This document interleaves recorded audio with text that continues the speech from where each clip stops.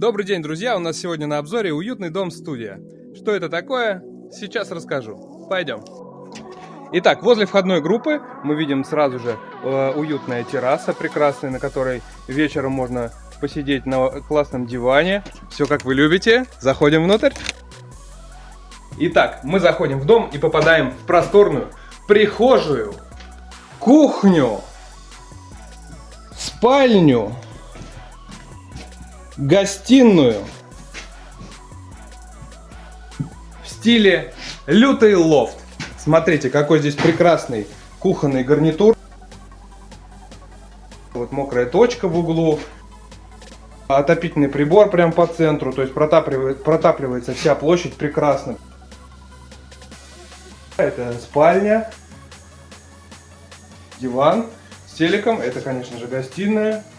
Вот. И здесь вот стол рядышком, ну это, скажем, кабинет.